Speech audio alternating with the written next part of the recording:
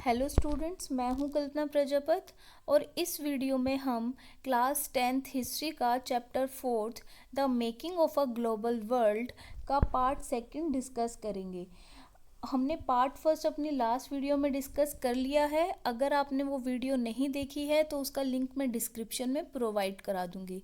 और हम अपना जो चैप्टर थर्ड है नेशनलिज्म इन इंडिया वो भी कंप्लीट कर चुके हैं। उसके 4 पार्ट्स हम कंप्लीट कर चुके हैं। और हमने लास्ट क्लास में भी डिस्कस किया था कि आपको हिस्ट्री को कैसे पढ़ना है। एक बार फिर डिस्कस कर लेते हैं जो नए बच्चे हैं उनके लिए, कि हिस्ट्री के अंदर आपको दूसरों के नोट्स पे डिपेंड नहीं रहना। आपको आप जो चैप्टर है, आपके बोर्ड के एग्ज़ाम्स हैं, आप हर सब्जेक्ट में ऐसा कीजिए, चैप्टर को थोरोली पूरा पढ़िए। एक स्टोरी की तरह हिस्ट्री को पढ़ना है कि एक स्टोरी मूवी की चल रही है। जो जो मेन चीज़ है आप उनको अंडरलाइन कीजिए, अपनी बुक में अंडरलाइन कीजिए और उस चैप्टर को बार बार पढ़िए। फिर पहले आप पूरा अच्छे से एक स्टोरी की तरह पढ़िए। फिर जो आप साथ में जब अंडरलाइन कर लेंगे तो आपका जो फोकस अंडरलाइन चीज़ों पे होना चाहिए, जिससे आप उसको रिवीजन इजीली कर पाएँ। और क्योंकि जो पीडीएफ प्रोवाइड करना कोई बिग डील नहीं है मेरे लिए, लेकिन वो सिर्फ फ़ोन में या लैपटॉप में सेव होके रह जाते हैं। और फिर आपको क्या करना है, एक पेपर लेना है, एक नोटबुक लेनी है। नोटबुक में जो ईयर इसके अंदर आ रहे हैं तो उन ईयर्स को, और उस ईयर में कि कौन इम्पोर्टेंट पर्सन है उसका नाम, ईयर का नाम, और उसमें कौन सा मूवमेंट चलाया गया है, क्या स्पेशलिटी है उस ईयर की, वो लिखनी है। और बाकी आपको अपनी बुक में से ही बार बार रिवाइज करना है। तो आपका सब कुछ इंटरेस्ट भी क्रिएट होगा और आपको समझ भी आएगा और आंसर राइटिंग भी आपकी इम्प्रूव होगी। Let's start the video. जो लास्ट वीडियो थी हमने उसमें द प्री मॉडर्न वर्ल्ड के बारे में पढ़ा था कि कैसे हमारी जो ग्लोबलाइजेशन हुआ, कि ये ग्लोबलाइजेशन कोई 50 इयर्स का काम नहीं है कि अभी स्टार्टिंग में हुआ हो। ग्लोबलाइजेशन जो प्रोसेस है वो बहुत टाइम से, काफ़ी हज़ारों सालों से चल रहा है। तो हम वो पढ़ चुके हैं कि 19th सेंचुरी से मॉडर्न जो है हमारा, उससे पहले क्या हुआ, 19th सेंचुरी से पहले तक का। अब इस चैप्टर में हम पढ़ेंगे the 19th century. 19th century 1815 से लेकर 1914 तक का जो हम इसमें पढ़ने वाले हैं। तो हम ये देख लेते हैं कि इसमें जो है कि जो वर्ल्ड जो है वो धीरे धीरे क्या, world changed profoundly in the 19th century तक आते आते बहुत ज़्यादा चेंज हो रहा था। उसके इकोनॉमिक्स, पॉलिटिकल, सोशल, कल्चरल और जो टेक्नोलॉजिकल जो फैक्टर्स थे वो आपस में इंटरेक्ट कर रहे थे कॉम्प्लेक्स वे में, क्योंकि हर जो फैक्टर है वो एक दूसरे से इम्पोर्टेंट रिलेटेड होता है, इंटर रिलेटेड होती हैं चीज़ें। जो इकोनॉमिक्स थे उन्होंने क्या आइडेंटिफाई करते, 3 टाइप्स ऑफ मूवमेंट उन्होंने उस टाइम पे, जो 3 मूवमेंट्स थे उन्होंने जो इकोनॉमिक्स ने आइडेंटिफाई किया, या हम 3 मूवमेंट्स बोल सकते हैं या फ्लोज बोल सकते हैं। तो आप इसको अंडरलाइन कीजिए अपनी बुक में। और ठीक है, तो इसको फ्लोज जो थे with in the international economic exchange के अंदर, जो फर्स्ट फ्लो था, first is the flow of trade, की सबसे पहले जो इकोनॉमिक्स थे उन्होंने बताया कि 3 जो टाइप के मूवमेंट चल रहे हैं। जो पहला मूवमेंट है उसके अंदर क्या हो रहा है, हमारा जो भी ट्रेड है, कि ट्रेड का फ्लो क्या होगा, सबसे पहले हम व्यापार करेंगे और इस व्यापार करेंगे। और मेनली जो इसके अंदर जो ट्रेड करते थे उस टाइम पे, हम 19th सेंचुरी में हम ज़्यादातर करते थे क्लोथ का और वीट का, कि जो गेहूं है और जो कपास है उसका, ये कपड़ा है उसका हम करते थे हम फ्लो। और सेकंड जो फ्लो था हमारा वो लेबर का था। लेबर जो अभी आपने क्या कहते हैं, कोरोना के टाइम पे भी माइग्रेंट लेबर के बारे में सुना होगा। तो ये माइग्रेशन अभी से नहीं हुआ, ये इसकी जो स्टोरी बहुत पुरानी है, कि कैसे अभी तो आपने अपने इंडिया में ही उनको माइग्रेंट लेबर कह दिया, लेकिन बाहर जो है कैसे हमारे इंडिया, ना केवल इंडिया पे, हम वर्ल्ड लेवल पे बात कर रहे हैं, कि कैसे जो दूसरे गरीब देशों से ज़बरदस्ती उन्हें ले जाया जाता था, या कुछ को अधूरी जानकारी लेके जाया जाता था। और एम्प्लॉयमेंट के सर्च में जो जाते हैं वो माइग्रेंट लेबर होते हैं। ठीक है। और जो थर्ड था हमारा मूवमेंट था वो कैपिटल यानी इन्वेस्टमेंट से रिलेटेड था, कि हम इन्वेस्टमेंट शॉर्ट टर्म की इन्वेस्टमेंट करें या लॉन्ग टर्म की इन्वेस्टमेंट करें लॉन्ग डिस्टेंसेस पे। कि अगर मैं इंडिया में हूँ और मैं इन्वेस्टमेंट करना चाहती हूँ कि मुझे पाकिस्तान है, अफ़गानिस्तान है, नेपाल है, आप देखते हो कि इंडिया भी इन्वेस्टमेंट करती है कि अदर फर्दर और जो अदर कॉन्टिनेंट्स में इन्वेस्टमेंट करना। तो ये 3 फ्लो आपको याद रखने हैं, ये एग्ज़ाम में भी आ सकता है कि इकोनॉमिक्स ने कौन से 3 फ्लोज को आइडेंटिफाई किया था। तो आप फर्स्ट फ्लो ऑफ ट्रेड था जिसमें क्लॉथ और वीट का था। सेकंड फ्लो था कि माइग्रेशन होना, एम्प्लॉयमेंट के लिए लोगों का जाना। और क्या है, थर्ड था हमारा कैपिटल, लॉन्ग टर्म और शॉर्ट टर्म लॉन्ग डिस्टेंस के लिए।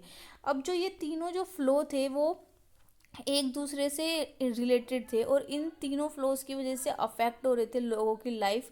जैसे कि मान लो इनका कनेक्शन एक दूसरे से बहुत ज़रूरी था और इंटरकनेक्शन कई बार है ना ब्रोकन यानी टूट जाता था। जैसे मान लो कि जो labour migration was often more restricted, क्योंकि गुड्स और कैपिटल का यानी इन्वेस्टमेंट का और गुड्स का यानी गुड्स यानी ट्रेड होना, ये वो तो सब ठीक था, लेकिन जो माइग्रेंट लेबर थे ना इनकी कंडीशन बहुत ख़राब थी।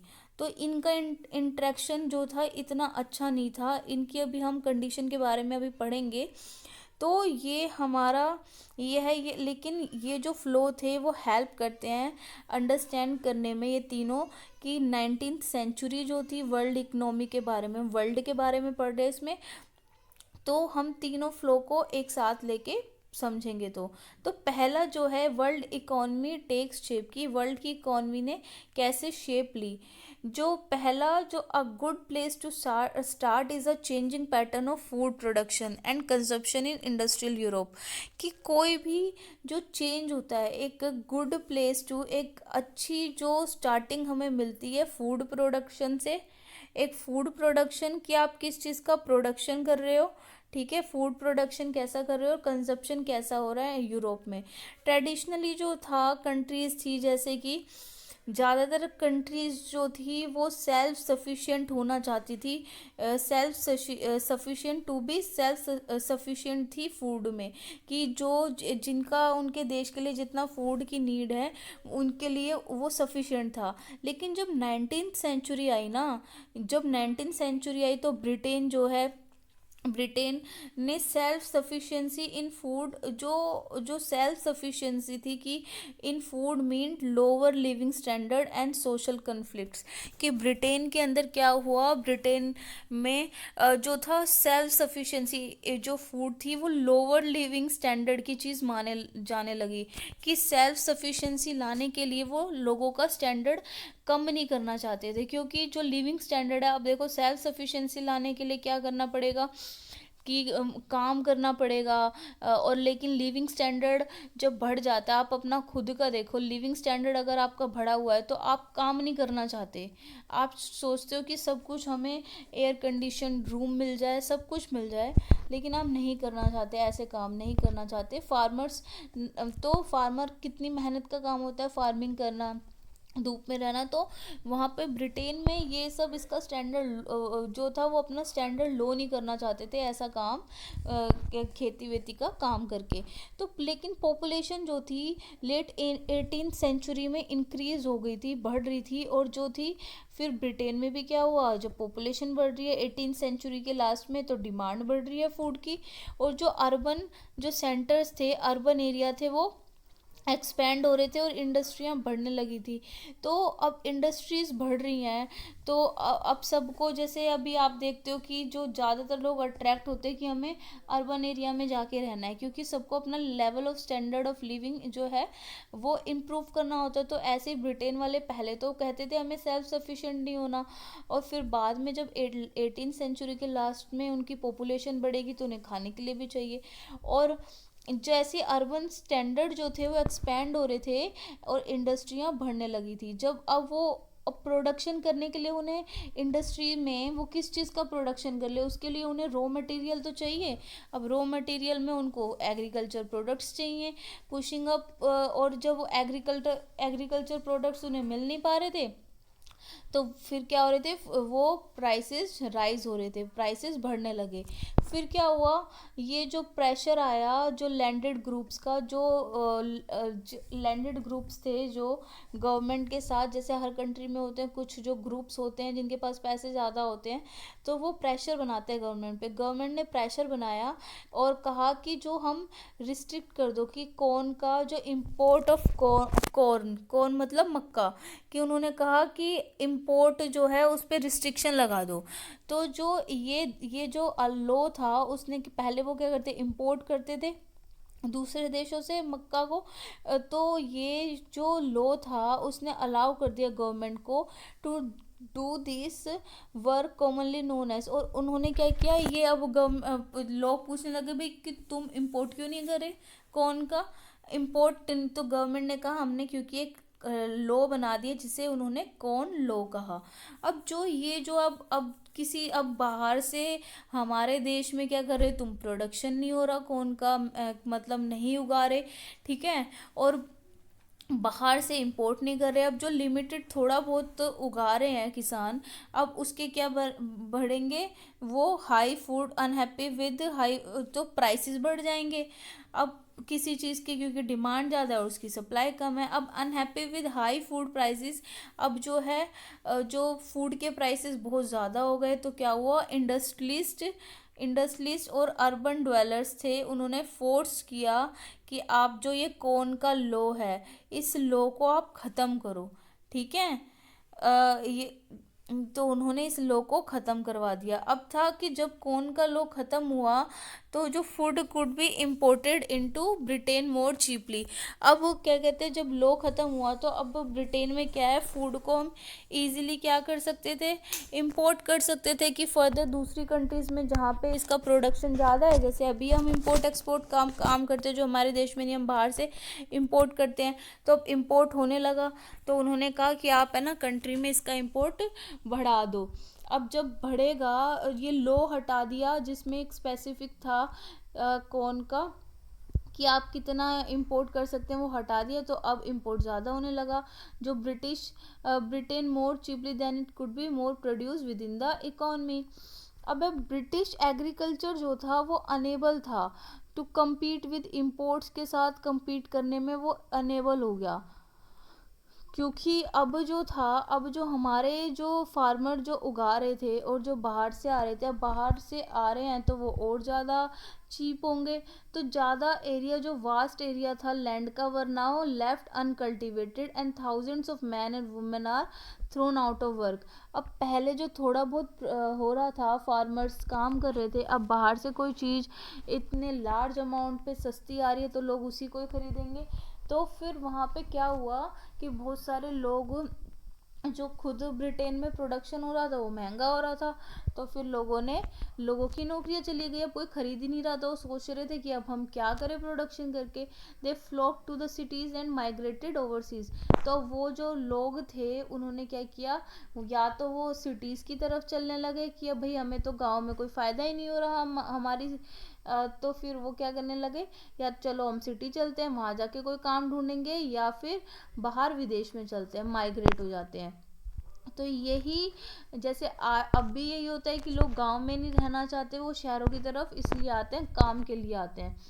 अब जो फूड के प्राइसेस कम होने लग गए, तो अब फूड के प्राइसेस कम हो रहे हैं, तो अब कोई सब सोचते हैं कि भाई इतना सस्ता है चलो खरीद लेते हैं, तो एक नॉर्मल इंसान जो होता है वो भी उस चीज़ को एफोर्ड कर देता है, वो भी खरीद लेता है। जैसे अब फ़ोन देखो, फ़ोन पहले सिर्फ रिच पर्सन लेते थे, लग्जरी था, अगर हम कोई स्पेसिफिक कंपनी की बात ना करें, लेकिन अब हर कोई जो है हर लेवल का इंसान इसे ले लेता है, चाहे कंपनी का नाम अलग हो लेकिन उसका यूज़ तो कर ही रहा है वो। तो अब है फ्रॉम मिड 19th सेंचुरी से क्या हुआ, फास्टर इंडस्ट्रियल हुआ कि जो फूड के प्राइसेस गिरने लगे, कंजप्शन बढ़ने लगा। फिर मिड 19th सेंचुरी में क्या हुआ, इंडस्ट्री ग्रोथ हो गया, ब्रिटेन में इंडस्ट्रियल ग्रोथ हुआ। फिर हमने और ज़्यादा, जब हम ज़्यादा इंपोर्ट करते हैं तो वो चीज़ और सस्ती हो जाती है और लोग उसका कंजप्शन बढ़ा देते हैं।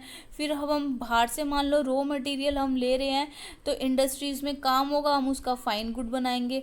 अब पूरे वर्ल्ड में जब जो ब्रिटिश जो है वो डिमांड कर रहा था कि food production expanded to meet the British, जो ब्रिटिश लोग क्या कर रहे थे, डिमांड कर रहे थे कि हमें ये फूड चाहिए, ये चाहिए। तो eastern Europe, Russia, America, Australia, इन्होंने क्या किया, अपने जो लैंड थे उनको क्लियर करके वहाँ पे फूड का प्रोडक्शन करने लग गए, और वहाँ पे उसको क्या है, ब्रिटिश डिमांड को फुलफिल करने के लिए ब्रिटिश क्या करते थे, इंपोर्ट करते थे। ये कोई इनफ नहीं था कि क्लियर करना, कि लैंड को क्लियर करो एग्रीकल्चर करने के लिए।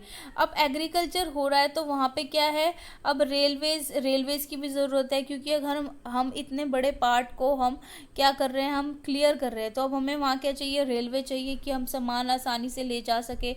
पोर्ट्स भी चाहिए, अगर हमें पोर्ट्स में अगर हमें जो है शिप के जरिए हमें वाटर के जरिए अगर सामान अपना भेजना है, हार्बर्स चाहिए।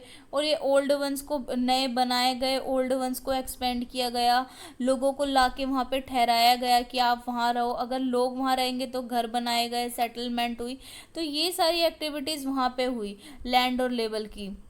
अब capital flowed from financial, capital अब जो आ रही थी वो जैसे लंदन से आ रही थी, लंदन वाले हेल्प कर रहे थे कैपिटल के लिए।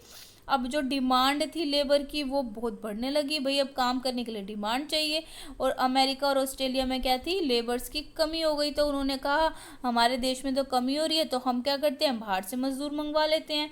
तो नियरली जो 50 मिलियन पीपल जो है वो एमिग्रेटेड फ्रॉम यूरोप टू अमेरिका। तो जो यूरोप है, यूरोप हमने लास्ट क्लास में पढ़ा था कि आयरलैंड में तो इतनी भुखमरी थी कि आलू की जब फसल बर्बाद हुई थी, पोटैटो बर्बाद होने के बाद वो मर गए थे, कि वो इतनी भुखमरी थी। तो उन्होंने क्या किया, यूरोप से अमेरिका ने 50 मिलियन पीपल को माइग्रेशन करवाया कि अपने देश में लेके आए, ऑस्ट्रेलिया और अमेरिका में 19th सेंचुरी में काम करवाने के लिए। और लगभग 150 मिलियन जो थे ना, वो उन्होंने अपने घर छोड़ दिए, 150 मिलियन लोगों ने अपने घर छोड़ दिए और काम के लिए वो कहाँ गए, और दूसरे देशों में चले गए कि अब हमें वहाँ पे बेटर फ्यूचर मिलेगा। ये देखो ये शिप है, इसमें आयरिश के लोग, मतलब आयरलैंड के लोग बहुत गरीब थे उस टाइम पे। अब वो काम के लिए कि हम जिंदा रहेंगे, हमें काम मिलेगा, तो इसलिए वो जा रहे हैं ऑस्ट्रेलिया और अमेरिका जा रहे हैं। अब ये जो है 1890 तक आते आते जो ग्लोबल एग्रीकल्चर इकोनॉमी थी उसने शेप लेने शुरू कर दी थी, हम धीरे धीरे आ गई थी, और कॉम्प्लेक्स उसमें चेंज हो रहे थे, लेबर की मूवमेंट हो रही थी, क्या कहते हैं, लेबर का दूसरे देशों से मंगा रहे थे, कैपिटल फ्लो, दूसरे जो इंडस्ट्रीज थे उसमें पैसा लगा रहे थे, इकोलॉजी थी, टेक्नोलॉजी भी आ रही थी। और food no longer came from a nearby. अब खाली ये नहीं था कि हमें हमारे विलेज से फूड मिलेगा, फूड हम कहाँ से, माइल्स अवे से, बहुत दूर दूर, हजारों मील दूर से हम क्या खाने की चीज़ें मंगवाए थे दूसरे देशों से। और जो peasant telling is on land, और अब जो किसान थे वो सिर्फ अपने लिए नहीं उगा रहे थे, बल्कि वो विदेशों के लिए उगा रहे थे। और एग्रीकल्चर वर्कर और ये सारे के सारे क्या थे, वर्क कर रहे थे, अब लार्ज स्केल पे काम कर रहे थे।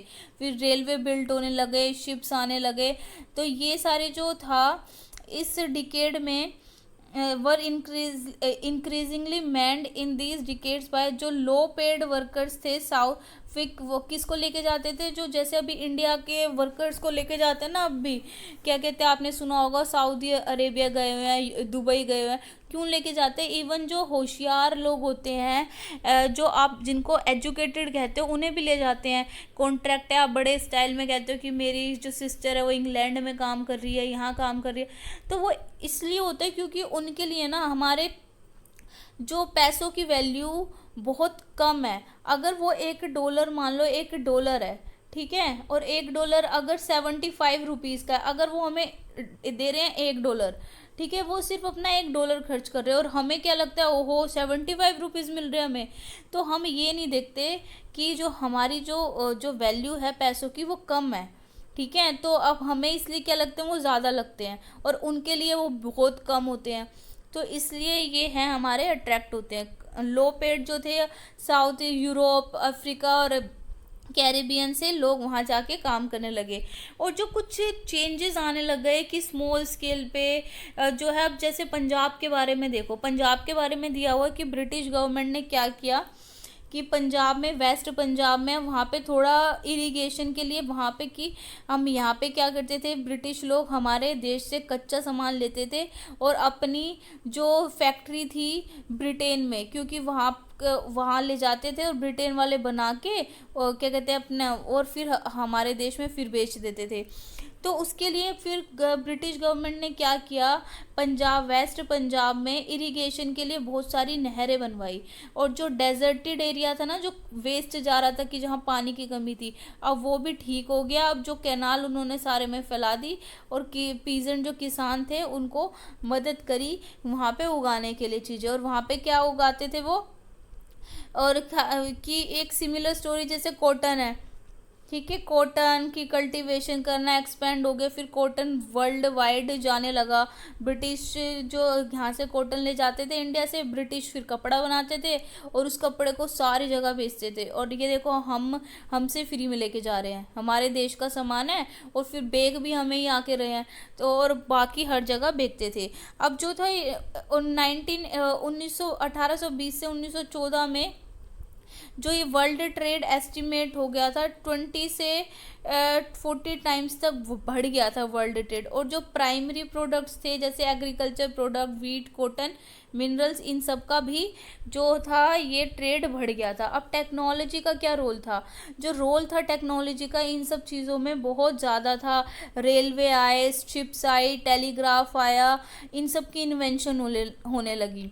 अब जो टेक्नोलॉजिकल एडवांसेस थे वो result of larger social political. अब क्या है, जब टेक्नोलॉजी होने लगी तो लोगों को क्या कहते हैं, सोशल, पॉलिटिकल, इकोनॉमिक फैक्टर्स, जैसे अभी हमें दूसरे देशों के बारे में भी जब भी पता चल जाता है ना, ऐसे उस टाइम पे अब हमें धीरे धीरे पता लगने लगा कि वहाँ दूसरे देशों में क्या होता है, फ्रीडम का मतलब क्या होता है, वहाँ पे क्या लॉज बनाए हुए हैं, वहाँ का कॉन्स्टिट्यूशन कैसे, ये सब भी चीज़ें अफेक्ट करती हैं कि वहाँ लीडर इतने पॉपुलर हो रहे हैं।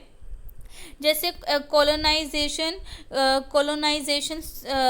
स्टिमुलेटेड, नई इन्वेस्टमेंट को कॉलोनाइजेशन ने स्टिमुलेट किया, बढ़ावा दिया। ट्रांसपोर्ट में, अब ट्रांसपोर्ट की जल्दी से हम व्यापार अच्छा कर सके तो ब्रिटिश गवर्नमेंट ने क्या किया, फास्टर रेलवे। कॉलोनियल मतलब या कॉलोनाइजेशन मतलब ब्रिटिश के बारे में हम बात करते हैं कि फास्टर रेलवेज बढ़ाए, लाइटर वैगन, शिप्स बनाए, ये सब हमने ये सब किए जिससे कि हमारी इम्प्रूवमेंट हो सके। अब ये जो दे रखा है, the trade is meat offers a good example of this. अब जो मीट का ट्रेड भी होने लगा, अब मीट का ट्रेड भी जो है कनेक्ट कर रहा था लोगों को। आप ये जो देख रहे हो ना, इसमें बहुत सारे पिक्चर क्लियर नहीं है, ये बहुत सारे जानवर है, बहुत इसमें क्या है, एक स्मिथफील्ड क्लब है कैटल शो का, कैटल्स को है ट्रेड फेयर पे लगाया गया, ट्रेडेड फेयर्स में, और ये जो फार्मर है इसको सेल कर रहे हैं। और one of the oldest live stock जो है मार्केट जो है इंडिया की, वो एट स्मिथफील्ड, जो स्मिथफील्ड में मार्केट थी लंदन की। और मिड 19th सेंचुरी में बहुत ज़्यादा पोल्ट्री और मीट मार्केट स्टैब्लिश की गई रेलवे लाइन के पास, जिससे मीट की सप्लाई हम पूरे कंट्री में अच्छे से कर सकें। जो मीट जो था वो गुड एग्जाम्पल था कि इसका ट्रेड का। लेकिन 1870 में हम देखेंगे जो एनिमल्स को, जब मान लो हमें इतनी फास्टेस्ट टेक्निक तो थी नहीं उस टाइम पे जैसे अभी है, तो 1870 तक आते आते जब हम एनिमल्स का हम क्या करते थे, सप्लाई करते थे अमेरिका से यूरोप में। क्या जा रहे हैं, अगर एनिमल्स जा रहे हैं और फिर वहाँ पे उन्हें क्या जा रहा है, काटा जा रहा है। पहले जिंदा एनिमल भेजे जाते थे और वहाँ जाके इतना लंबा अमेरिका से यूरोप तक जा रहे हैं। यूरोप में क्या है, वो जाते जाते ना एनिमल अपना उनका बीमार हो जाते थे, उनका वज़न कम हो जाता था, कुछ मर जाते थे, एक मरता था फिर सारे ख़राब हो जाते थे, दूसरे मरने लगते थे, सड़ जाते थे। तो ये जो था फिर वो बहुत पहुँचते थे तो वो बहुत महंगे हो जाते थे, ठीक है, पहुँचते पहुँचते महंगे हो जाते थे। और वहाँ के लोग इतने गरीब थे यूरोप के कि वो ख़रीद नहीं पाते थे। वो एक लग्जरी आइटम हो गया था यूरोप के लोगों के लिए ख़रीदना, और उसके प्राइसेस बहुत क्या कहते हैं, हाई हो जाते थे। फिर जो क्या था, एक नई टेक्निक का डेवलपमेंट किया जिसको हम रेफ्रिजरेशन कहते हैं, कि एक टेक्नोलॉजी बनाई रेफ्रिजरेशन की, कि रेफ्रिजरेट करके बड़े बड़े फ्रीज़र लगाए गए शिप्स में कि वहाँ पे उनको रखा जाएगा कि जिससे वो ख़राब ना हो। और अब की बार अब हम क्या कर रहे थे, ज़िंदा एनिमल की जगह उन्होंने अब मार के, एनिमल को मार के पहले ही उनको मार देते थे और फिर बड़े बड़े जो रेफ्रिजरेटर थे शिप्स में उसमें रख के भेजते थे, जिससे कि अब कोई प्रॉब्लम नहीं होगी। तो अब जो है, अब अमेरिका, ऑस्ट्रेलिया और न्यूजीलैंड ये सारे ट्रांसपोर्ट करते थे यूरोप में फ्रोज़न मीट को। ठीक है, अब मीट जब वो ज़्यादा क्वांटिटी में उनके लिए आने लगा तो उसके प्राइस क्या है, वो सस्ते होने लगे। ठीक है, अब पहले वहाँ के लोग, यूरोप के लोग क्या खाते थे, ब्रेड और पोटैटो खाते थे, सिर्फ आलू और ये खाते थे क्योंकि वो अफोर्ड नहीं कर सकते थे और अच्छा खाना खाना। तो अब उनको सस्ते जो प्राइसेस पे मीट मिलने लगा, बटर मिलने लगा, एग मिलने लगा, तो उनकी डाइट बढ़ गई, उनकी लिविंग कंडीशन धीरे धीरे बढ़ने लगी। और जब सब लोगों को खाना मिल रहा है तो एक दूसरे को मारेंगे नहीं वो, क्योंकि लड़ाई सबसे पहले खाने के ऊपर होती है उस टाइम पे। तो वो वहाँ पर इम्पीरियलिज्म आने लगा। अब लेट 19th सेंचुरी में क्या हुआ, जो ट्रेड था, ट्रेड की मार्केट जो थी बढ़ने लगी। ठीक है, लेट 19th सेंचुरी में बढ़ने लगी। लेकिन this was not only a period, खाली इसमें ट्रेड एक्सपेंड नहीं हो रहा था, बल्कि यहाँ पे अब लिविंग स्टैंडर्ड बढ़ रहे थे, उनमें प्रोस्पेरिटी आ रही थी। और इम्पोर्टेंट था ये कि देयर वॉज अ डार्कर, ये तो बढ़ रहा था लेकिन इसके साथ साथ प्रोस्पेरिटी बढ़ रही थी। लेकिन एक इसका एक डार्कर साइड भी थी। क्या थी डार्कर साइड, कि ज़्यादा बहुत सारे जो पार्ट्स थे वर्ल्ड के, वहाँ पे एक्सपेंशन हो रहा था, ट्रेड का रिलेशनशिप बन रहे थे दूसरी इकोनॉमी के साथ। लेकिन वहाँ पे ऑल्सो लॉस ऑफ फ्रीडम और लाइवलीहुड, ये बड़ी दिक्कत थी लेट सेंचुरी में। क्योंकि क्यों दिक्कत थी, क्योंकि क्या करते थे वो लोग, ज़बरदस्ती माइग्रेंट वर्कर का अभी आएगा रोल। लेट 19th सेंचुरी में यूरोपियन ने क्या किया, यूरोप के लोगों ने, हमने लास्ट वीडियो में भी पढ़ा था कि जो वहाँ पे जो अमेरिका हार गई थी, अमेरिका इसलिए हारा था यूरोप से, क्योंकि जो हथियारों की वजह से नहीं हारा था, इसलिए हारा था क्योंकि यूरोप में ना थी, वो यूरोप पे कब्जा करने गया था। लेकिन यूरोप में जब बीमारी फैली हुई थी तो अब वो बीमारी अमेरिकन्स को भी हो गई, सोल्जर्स को, तो वो मर गए। ठीक है, तो इस वजह से क्या है, अमेरिका की हार हुई थी। तो अब यही वाली बात है इसके अंदर, वहाँ पे उस टाइम एक दूसरे को जीतना, जो बड़ी कंट्रीज थी, प्रोस्पेरस कंट्रीज थी, वो एक दूसरे को जीतना चाहती थी, लैंड बाउंड्रीज पे कब्जा करना, ये सब उनका था। तो यूरोपियंस को अब इसमें, इस वाले में European conquest produce many painful economy, social ecological changes उसके अंदर आए, और which the colonised society were brought into the world economy, जो कॉलोनियल सोसाइटी जो है वो वर्ल्ड इकोनॉमी में लाई। जैसे आप ये देख रहे हो, ये मैप दे रखा है हमारा, ये मैप ऑफ कॉलोनियल अफ्रीका, ये अफ्रीका का मैप है।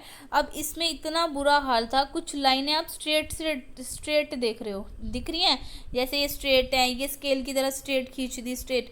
ये इसलिए हुई क्योंकि जो लोग थे ना, जो ये रिच कंट्री के लोग थे, ये यहाँ पे इस एरिया पे कब्जा कर लेते थे कि ये एरिया मेरा है, ये मैंने लाइन खींच दी, ये वाला एरिया मेरा है, अब यहाँ पे मैं करूँगा, जो करूँगा हमारी कंट्री करेगी।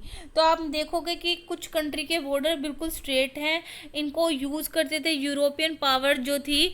अब यूरोप के लोग जो है वो, उनकी हालत सुधर रही थी, तो यूरोप के लोग करते थे अफ्रीका की टेरिटरी पे कब्जा करने लगे। और 1885 में यूरोप ने बर्लिन पे कब्जा कर लिया, अफ्रीका के कुछ पार्ट्स पे कब्जा कर लिया। ब्रिटेन और फ्रांस ने मिलकर क्या किया, फिर अब क्योंकि अब फिर जर्मनी, बेल्जियम जर्मनी, एक नए कॉलोनियल यहाँ पे ब्रिटिश सरकार ने कब्जा कर लिया। अब US also become a colonial power, अब यूएस पे भी एक कॉलोनियल पावर बन गया यूएस भी। ठीक है, by taking some colonies earlier Spain के पास, ये देख रहे हो, इस पूरे मैप में दिखाया है कि कैसे कैसे कब्जे करने लग गए। तो अब ये इसके था, let us look at one example of the destructive impact of the colonialism on the economy and livelihoods of colonial people. अब देखो, इस बॉक्स में दे रखा है sir Henry Morton Stanley in central Africa. अब ये कौन थे, अब ये जो पता क्या करते थे, सर हेनरी, ये देखो, इसके अंदर जो स्टैनली थे एक जर्नलिस्ट थे और चीज़ों को एक्सप्लोर करने वाले थे। उनको न्यूयॉर्क जो अमेरिकन ने क्या भेजा भेजा था कि आपको Livingstone to find Livingstone find करने जाना है। एक ऐसा मिशन है आपका जहाँ पे आपको अफ्रीका में बहुत साल तक क्या करना पड़ेगा, एक्सप्लोर करना पड़ेगा चीज़ों को, कंडीशंस को।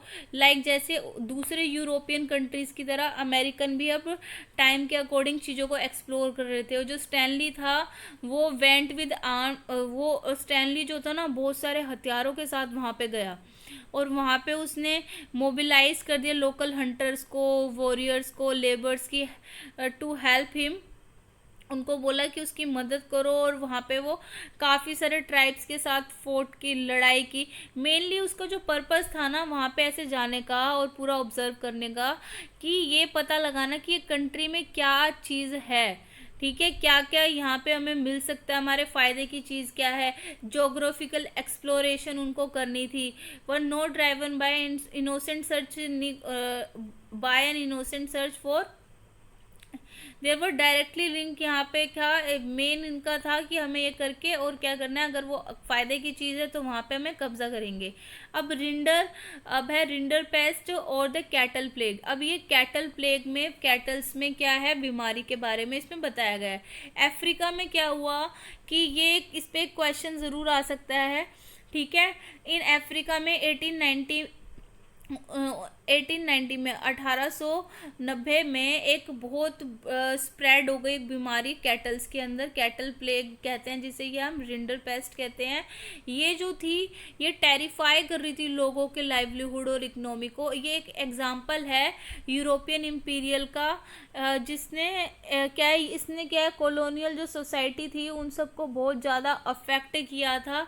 इसमें आप ये देखो, ये है transport of the Trans World gold mines, ये गोल्ड लेके जा रहे हैं, ठीक है, अफ्रीका से।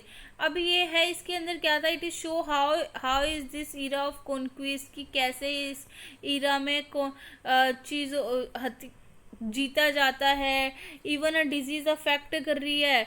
इस टाइम पे ये दिख रहा है कि हमें डिजीज़ फैली हुई है लेकिन फिर भी लोगों को फ़र्क नहीं पड़ता, फिर भी उन्हें क्या करना है, लूटना है दूसरों को, वहाँ कब्जा करना है उस चीज़ पे। तो जो अफ्रीका थी उसके पास बहुत ज़्यादा लैंड था रिलेटिवली स्मॉल, लेकिन पॉपुलेशन बहुत कम थी और बहुत सेंचुरीज तक लैंड और लाइफ स्टॉक थे वो सस्टेन्ड अफ्रीकन लाइवलीहुड को बचा के रखते थे। पीपल जो है मुश्किल से कोई काम करते थे वेजिस पे, उनका था कि अपना जो है हमारे पास ज़मीन है हम उसी पे काम करेंगे, उसी से कमाएंगे। तो अफ्रीका देर वर बहुत कंज्यूमर गुड्स के बायर बहुत कम थे क्योंकि उनकी वेजेस बहुत कम होती थी और वो सैलरी का मतलब ही उन्हें नहीं पता था। उनका ये था कि हमारी ज़मीन है, हम काम करेंगे, जो उगेगा हम खा लेंगे, ठीक है। तो अब इसके अंदर थोड़ा वो वेजेस पे नहीं काम करना चाहते थे। लेट जो 19th सेंचुरी आई, यूरोपियंस जो थे वो यूरोपियन ने अट्रैक्ट किया अफ्रीका को बहुत सा कि due to its vast resources of land and minerals Europeans आए, अफ्रीका में आए। उन्होंने ये होप करी कि हम यहाँ पे प्लांटेशन क्या करेंगे, स्टैब्लिश करेंगे, माइंस का प्रोडक्शन करेंगे, क्रॉप्स उगाएंगे, मिनरल्स यूरोप ये एक्सपोर्ट करेंगे हम यूरोप में, ये सब था। लेकिन फिर भी जो प्रॉब्लम जो थी शॉर्टेज ऑफ लेबर की थी। आइडियाज़ तो बहुत सारे थे लेकिन लेबर थी कि शॉर्टेज थी लेबर की और लोग काम नहीं करना चाहते थे वहाँ के, हम नहीं करेंगे वेजिस पे काम। तो अब एम्प्लॉयर जो था उसको बहुत सारे मेथड्स उसने अपनाए कि रिक्रूटमेंट के, कि हम लेबर को यहाँ पे रख के कि लेबर छोड़ के ना जाए काम, उसको रिटेन करके रखें। तो बहुत सारे उन्होंने क्या किया, टैक्सेस लगाने शुरू कर दिए कि जिससे कि taxes paid only by working for wages, कि जो अगर वेजिस और प्लांटेशन एंड माइंस में जो है बहुत सारे इम्पोज कर दिए टैक्स की, अब मजबूरी में लोगों को काम करना ही पड़ेगा। अब क्योंकि टैक्स इतने लग जाएंगे तो वो क्या करेगा, मजबूरी में अब उन्हें टैक्स तो चुकाना है क्योंकि यूरोपियंस ने क्या कह रहे हैं, रूल कर रहे हैं वो तुम्हारे ऊपर, मारेंगे फिर तुम्हें। और उन्होंने एक लॉ बना दिया कि जो ज़मीन है, ज़मीन में अगर आपके 4 बच्चे हैं ना तो उन चारों का हक नहीं है उस ज़मीन पे। उस सिर्फ एक का हक होगा और बाकी सब काम करेंगे। तो उन्होंने ऐसा रूल बना दिया, लॉ बना दिया इनहेरिटेंट लैंड का। अब लोगों को मजबूरी में काम करना पड़ा। अब जो उस टाइम पे एक कैटल डिजीज हो गई जिसे रिंडर पेस्ट कहते हैं। रिंडर पेस्ट जो है वो अफ्रीका से आई, लेट 1880 में अफ्रीका से आई, और it was carried by infected cattle. ये देखो लिखा है ना, अफ्रीका से आई, अराइव्ड हुई अफ्रीका में। कहाँ से अराइव हुई? ये कैटल, कैटल से ब्रिटिश जो करते थे, infected cattle imported from British Asia to feed.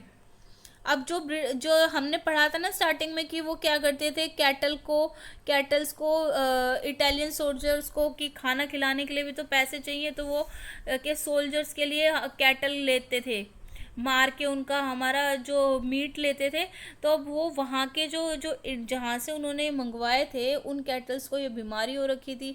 अब ये जो बीमारी थी इटालियन सोल्जर्स के लिए, इन्वेडिंग एरिट्रिया एरिट्रिया इन ईस्ट अफ्रीका में। अब फिर क्या था, ये बीमारी फैल गई। अब इस बीमारी के फैलने की वजह से रिंडर पेस्ट जो था, एक लाइक फॉरेस्ट, जैसे हमारी आग लग जाती है ना फॉरेस्ट में और उसे बुझाना मुश्किल हो जाता है, इस तरह वो बीमारी फैली और अफ्रीका में अटलांटिक कोस्ट पर पहुंच गई 1892 से, उस मीट की वजह से। अब क्या था, ये केप में it reach the Cape, Africa का जो साउदर्न मोस्ट टिप था, 5 साल बाद वहाँ भी पहुँच गई। और इसमें कम से कम जो 90% जो कैटल थे वो सारे मर गए। 90% जो अफ्रीका के कैटल थे इस बीमारी की वजह से वो मर गए। और जो कैटल जब वो मर गए तो अफ्रीका का लाइवलीहुड ख़त्म हो गया, क्योंकि अफ्रीका के लोग काम को वेजिस पे करना ही नहीं चाहते थे। वो सब कहते थे वो अपना काम करते थे सारे, planters, mine owner, colonial government. अब उनको फ़ायदा मिल गया, उन्होंने क्या कर दिया, मोनोपोली करना शुरू कर दिया कि अब आपको काम करना ही पड़ेगा। अब कंट्रोल कर दिया, कंट्रोल करने लग गए वो सारे रिसोर्सेज पे अफ्रीका के। अब यही स्टोरी जो है इसने इम्पैक्ट किया वेस्टर्न को, impact of western conquest on other parts of 19th century. 19th century में अदर पार्ट जो थे वहाँ पे भी उन्होंने ऐसे ही एक्सपेंड किया। अब indented labour migration, indented labour migration India से कैसे हुआ, हमने ये पढ़ा था, हमारा जो नेशनलिज्म में इस वर्ड के बारे में पढ़ा था। इंडेंटेड जो होता है हमारा, इसके अंदर होता है एक बॉन्डेड लेबर होते हैं, कॉन्ट्रैक्ट पे लेबर एक साइन करवा लेते हैं कि हम आपको इस टाइम के लिए इस जगह पे हम लेके जा रहे हैं नए कंट्री में, तो या वहीं पे, तो आपको एक कॉन्ट्रैक्ट साइन करा लेना। तो उन लेबर्स को इंडेंटेड लेबर हो कहते हैं। माइग्रेशन होने लगा क्योंकि वर्ल्ड में नीड थी लेबर्स की। अब ये जो था इंडिया से जो ये लेबर जाते थे इनको इंडेंटेड लेबर कहते थे। इट वाज वर्ल्ड ऑफ, ये फास्टर इकोनॉमी का वर्ल्ड था। तो अब क्या था, हायर इनकम फॉर सम और पॉवर्टी इसके अंदर था कि कुछ लोगों के पास जो होते थे बहुत इनकम होती थी, बाकी सब पुअर रह जाते थे। जो टेक्नोलॉजी की एडवांसमेंट थी सम एरिया में कुछ थी और कहीं पे ज़बरदस्ती। अब इसमें जो ये था ना कि इंडिया और चाइना के लोगों की पॉपुलेशन ज़्यादा थी, ऊपर से इंडिया में ब्रिटिश का रूल था, तो ज़बरदस्ती क्या थे उनको, एक तो झूठे झूठे वो करके 5 साल का किसी का एम्प्लॉय में कॉन्ट्रैक्ट कर लिया, साइन करवा लिया, और फिर वो हायर कर लेते थे और प्रॉमिस करते थे कि आपकी कंडीशन वहाँ पे आपको ये मिलेगा, कंडीशन अच्छी होगी। तो ये झूठ बोल के उन्हें ले जाते थे, लेकिन वहाँ उनकी कंडीशन बहुत ख़राब होती थी, ठीक है। और वहाँ पे उनसे ऐसे रेलवे का काम करवाना, रोड का काम करवाना और भी बहुत अजीब अजीब चीज़ें करवाते थे जो उनकी हेल्थ के इश्यूज़ के अकॉर्डिंग अच्छा नहीं था। और जो ज़्यादातर वर्कर जाते थे वो उत्तर प्रदेश, बिहार और सेंट्रल इंडिया के जाते थे। और ड्राई डिस्ट्रिक्ट जो थे जहाँ पे सूखा पड़ता है तमिलनाडु में, यहाँ सब के जाते थे। और वहाँ पे अब सारे जो वहाँ, और कुछ जो आना नहीं चाहते थे ना, तो जो बिचौलिए जो होते थे, एजेंट जो होते थे सरकार के, वो उन्हें किडनैप कर लेते थे और ज़बरदस्ती भेज देते थे। अब सारे माइग्रेंट लेबर जो जाने लग गए अब ज़बरदस्ती वो, तो अब जो जो इंडिया की जो कॉटेज इंडस्ट्री थी वहाँ पे काम करने के लिए लोग नहीं रहे। अब वो क्या है, धीरे धीरे ख़त्म हो गई वो, ठीक है। तो अब वो ख़त्म हो गई क्योंकि अब क्या है, अभी जो इसके अंदर है, जो मेन जो डेस्टिनेशन थी इंडिया जहाँ पे इंडेंटेड माइग्रेशन जाते थे लेबर्स, वो था कैरिबियन आइलैंड, जैसे ट्रिनिडाड, गुआना और सुरिनम और मॉरिशियस, फिजी, ये ज़्यादातर यहाँ जाते थे। और ये जो क्लोजर होम जो थे तमिल माइग्रेंट के, वो जाते थे सिलोन और मलाया, इन सारी जगहों पे जाते थे। और टी प्लांटेशन और असम में भी उनको लेके जाते थे। अब जो रिक्रूटमेंट था वो एजेंट करते थे, इसमें यही सब लिखा हुआ है कि एजेंट उनको अधूरी जानकारी देते थे और ज़बरदस्ती ले जाते थे। ये देखो, ये इमेज दे रखी है उनकी। 19th सेंचुरी में क्या हुआ, जो इंडेंचर जो है उस एक ये इसको न्यू सिस्टम ऑफ स्लेवरी कहा गया कि एक नई तरह की दास प्रथा थी। न्यू सिस्टम ऑफ स्लेवरी यानी नई दास प्रथा थी ये, ठीक है, दासों की तरह काम कराना, ये नया सिस्टम था। अब अराइवल एट द प्लांटेशन, वहाँ पहुँच के लेबर की कंडीशन अलग होती थी, उनके कोई राइट्स नहीं थे, उनसे काम करवाया जाता था, पनिशमेंट दी जाती थी बहुत ज़्यादा। ये देखो, ये सारे है ना, इनका नाम नहीं है, इनको उनके नंबर गिने जा रहे हैं, बस नंबर है कि इतने नंबर हमारे हो गए। तो अब वहाँ पे क्या हुआ, बहुत सारे जो लोग थे ना वो भाग जाते थे। अब भाग के वो कहाँ जाएं, वो जंगल में जाते थे, और जब उन्हें पकड़ लिया जाता था तो उन्हें बहुत सीवियर पनिशमेंट दी जाती थी, सीवियर बहुत कठोर यातनाएं उन्हें दी जाती थी। और जो बाकी जो ना अदर्स जो है और develop new forms of individual, अब कुछ ने एडजस्टमेंट करना सीख ली थी, तो उन्होंने सेल्फ एक्सप्रेशन के लिए, ब्लेंडिंग करने के लिए अलग अलग कल्चर के, क्योंकि वहाँ अलग अलग जो देश के लोग होते थे, जो गरीब देश के, तो उन वर्कर्स के साथ मिलकर अब कुछ उनसे एडजस्टमेंट करने लगे थे। और उन्होंने एक Trinidad the annual Muharram procession transformed into a righteous carnival name Hosay for the Imran Hussain. अभी इमाम हुसैन, अब जो है जो एक मुहर्रम का जो फेस्टिवल होता है वो एक बहुत बड़े लेवल पे करने लगा। जो सारे जो वर्कर्स थे अलग अलग देश के, अलग अलग रिलीजन के, मिलने लगे एक दूसरे के, तो उन्होंने जो ये फेस्टिवल है एक बड़े लेवल पे वो मनाने लगे, जो इमाम हुसैन के ऊपर था। अब इसके अंदर जो सारे वर्कर्स थे, सारे रेसिस रिलीजन के, वो पार्ट लेते थे। अब सिमिलरली जो प्रोटेस्ट रिलीजन जो था, रस्ता फेरियनिज्म जो था, ये जमैकियन का था। तो बॉब मार्ले, तो उनका भी मतलब जितने भी थे ना वो सारे एक साथ मिलके कल्चर जो है वो करने लगे। जैसे चटनी म्यूज़िक आ गया पॉपुलर, जो था ट्रिनिडाड में, गुआना में, ये सारे इसमें आने लगे। अब जो है कल्चरल फ्यूज़न होने लगा और ग्लोबल वर्ल्ड बन गया। इसी से ग्लोबल वर्ल्ड की स्टार्टिंग हुई कि सब एक दूसरे के जो कल्चर को क्या कर रहे हैं, एक्सप्लोर कर रहे हैं और चीज़ों में पार्ट ले रहे हैं। जो सबसे ज़्यादा इंडेंटेड वर्कर्स थे वो स्टेड आफ्टर देयर कॉन्ट्रैक्ट्स। अब क्या हुआ, लोग जब एडजस्टमेंट सीखने लगे तो कुछ लेबर जो है वहीं पे रुक गए कि हम यहीं रहेंगे, क्योंकि वहाँ पे भी हमारा देश गरीब है और यहाँ पे कम से कम थोड़े बहुत पैसे तो मिल रहे हैं, चाहे कंडीशन अच्छी नहीं हो। और अब वो थोड़ा थोड़ा एडजस्टमेंट करना सीख रहे थे। और कुछ जो घर पे आए, इंडिया वापस आए, तो थोड़े दिन बाद दोबारा वहीं चले गए। तो लार्ज कम्युनिटी आप देखोगे कि इंडियंस जो है आपको मिलेंगे अलग अलग कंट्रीज़ में।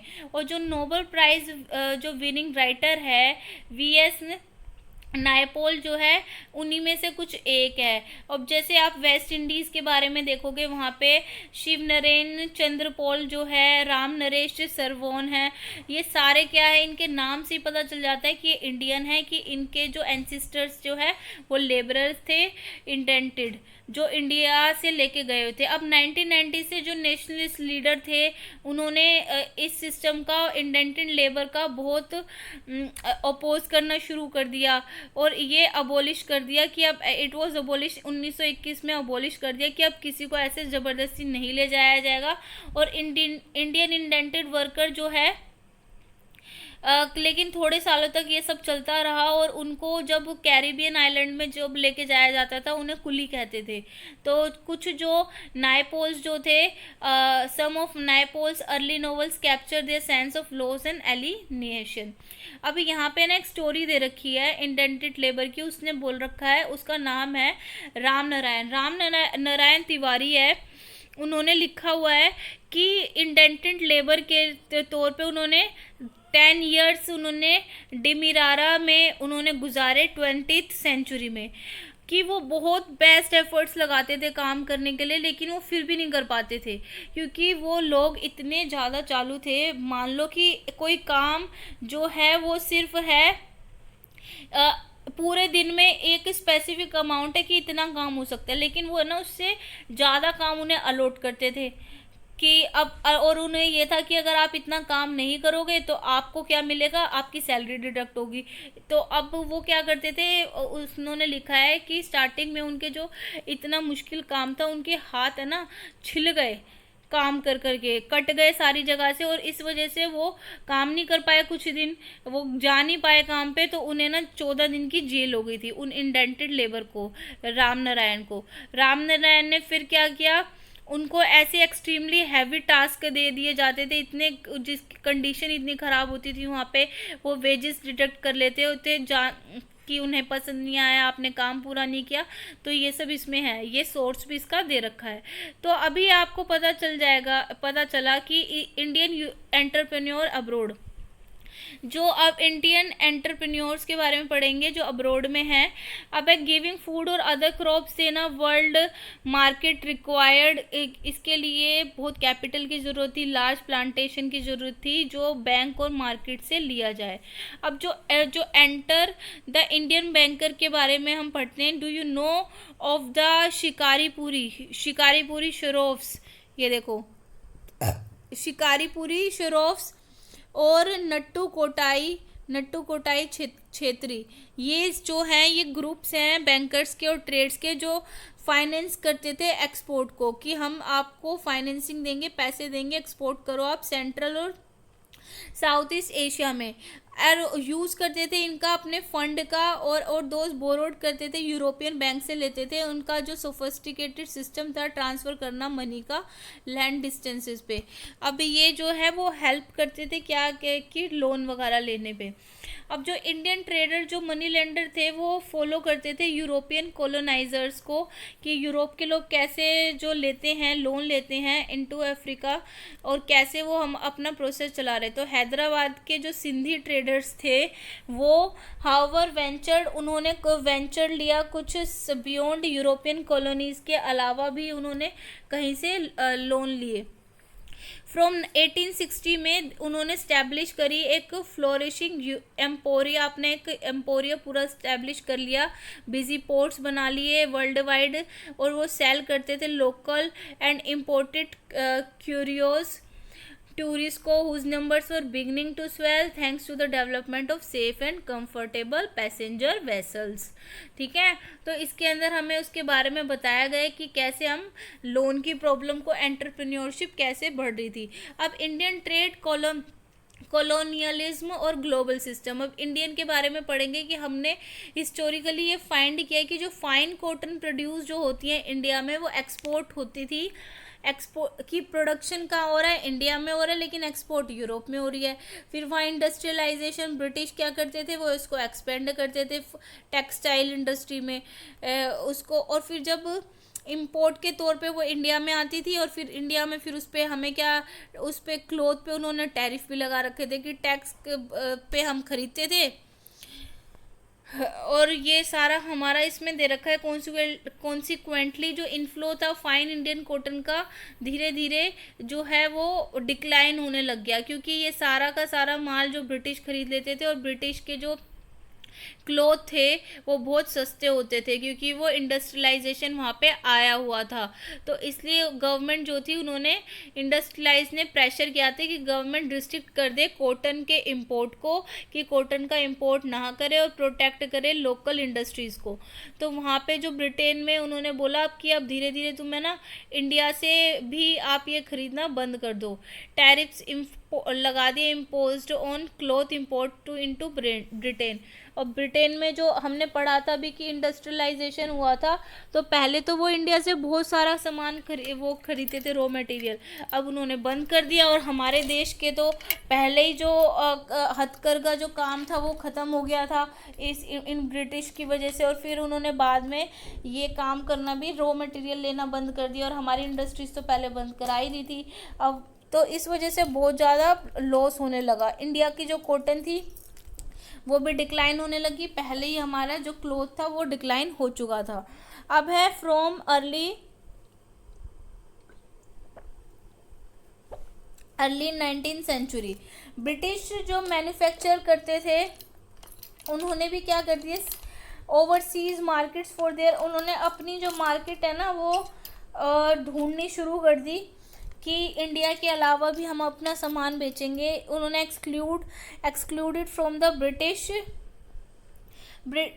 Market by tariff barriers British इतने लगाते थे कि उन्होंने अब बढ़ानी शुरू कर दी। इंडिया की जो टेक्सटाइल थी अब now face stiff competition in other international market. अब जो इंडिया का जो टेक्सटाइल था, अब इंडिया में भी धीरे धीरे क्या हो रहा था, इंडस्ट्रियलाइजेशन हो रहा था, तो वहाँ पे इंडिया का प्रोडक्ट भी कंपटीशन उसको मिल रहा था। If we look at the figure of export की तरफ देखें इंडिया के, हमें दिखेगा कि डिक्लाइन हो रहा है जो कॉटन का टेक्सटाइल है, क्योंकि जो कॉटन अब वो जो ब्रिटेन वाले कहने लगे, जो ब्रिटेन जो अगर होम कंट्री जो ब्रिटेन की है वो इंडिया में जो रूल कर रहे थे ब्रिटिश लोग, उनसे कहते थे कि अब आप कॉटन मत भेजो, हम अपना खुद करेंगे, ठीक है, और अगर आप भेजोगे तो वो टैक्स लगा देते थे। तो अब इंडिया को बड़ी प्रॉब्लम हुई इस बारे में, तो अब कॉटन टेक्सटाइल की जो इंडस्ट्री वो डिक्लाइन होने लगी और 30% हो गई वो, और 1800 में 15% थी 1815 में, और 1870 तक आते आते 3% रह गई। और ये क्वेश्चन आ सकता है कि इंडिया की कॉटन टेक्सटाइल इंडस्ट्री क्यों डिक्लाइन हुई। तो इसका सबसे पहले रीज़न ये है कि जो ब्रिटेन था, ब्रिटेन में इंडस्ट्रियलाइजेशन हो चुका था, तो वहाँ पे वो चाहते थे, जो होम था ब्रिटेन लोगों का, ब्रिटिश लोगों का, कि जो इंडिया से आप कॉटन भेज रहे हो उस पर वो बहुत सारा टैक्स लगा देते थे, क्योंकि इंडस्ट्रीज चाहते थे कि अब हम अपना काम खुद करें और अपना सिर्फ इंडिया में सामान ना भेजें, हर जगह सामान भेजें। तो अब इतना ज़्यादा उन्होंने टैक्स लगाना शुरू कर दिया कि जो इंडिया की कॉटन इंडिया में ही रह गई। और इंडिया में जो ब्रिटिश जो इंडिया में रूल कर रहे थे, रूलिंग पार्टी जो थी, उन्होंने पहले कर दिया था कि इंडिया के सबसे पहले स्टार्टिंग में उन्होंने जो क्लॉथ, पहले ब्रिटिश के आने से पहले हमारा जो क्लॉथ सारी जगह फेमस था, कॉटन इंडस्ट्रीज और सूती वस्त्र, ये जो हम बोलते हैं खादी वस्त्र, लेकिन ब्रिटिश की वजह से वो इंडस्ट्रीज बंद हो गई थी। लेबरर्स जो थे वो ब्रिटेन वाले ले जाते थे, ज़बरदस्ती भेज देते थे इंडेंटेड लेबर के रूप में, तो हमारे जो छोटे छोटे स्मॉल स्केल इंडस्ट्रीज थी ये भी बंद हो गई थी। और जो ब्रिटेन वालों ने, ब्रिटिश के जो गवर्नमेंट थी, उन्होंने ज़बरदस्ती इंडिया के लैंड पे पहले तो उनके जो इंडस्ट्रीज, जो लोकल इंडस्ट्री थी स्मॉल स्केल, वो बंद कराई।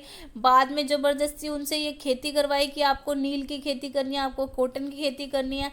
अब वो खेती करने लगे तो अब बाद में उन्होंने वो कॉटन खरीदना भी बंद कर दिया, तो इसलिए ये सब कुछ फॉल होने लगा, ठीक है। तो ये 3% रह गया था। अब वॉट देन इंडिया, अब है what then did India export क्या करता।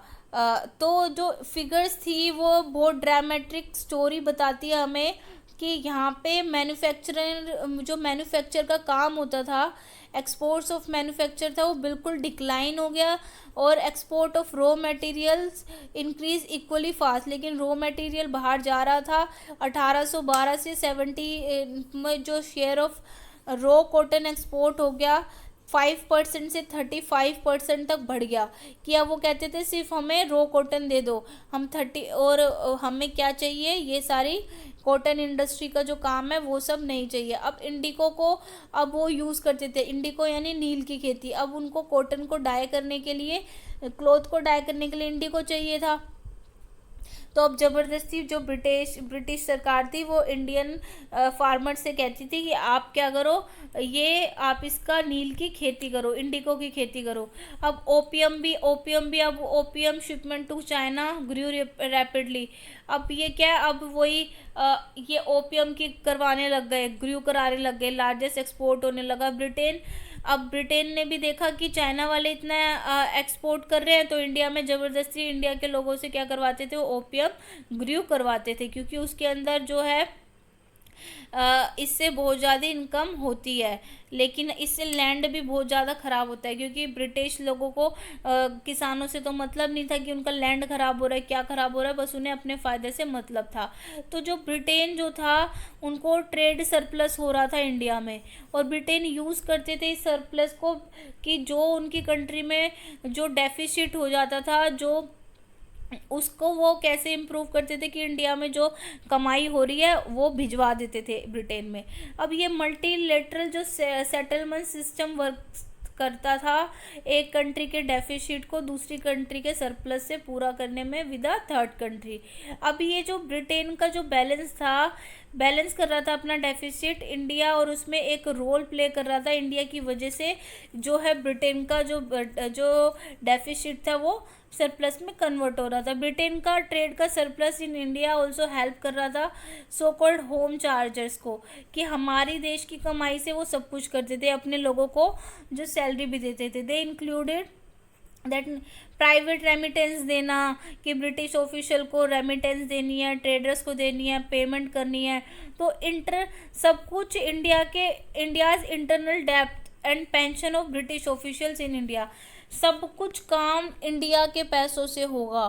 ठीक है, इंडिया को लूट रहे थे वो, इंडिया के सामान को, इसके मिनरल्स को। ठीक है, तो ये पूरा उन्होंने पूरा ये मैप दे रखा है।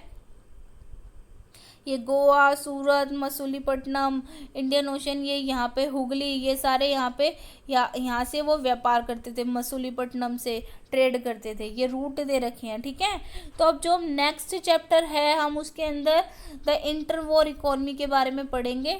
आई hope you like this video, please share it with your friends and don't forget to subscribe the channel. Till then bye, God bless you all.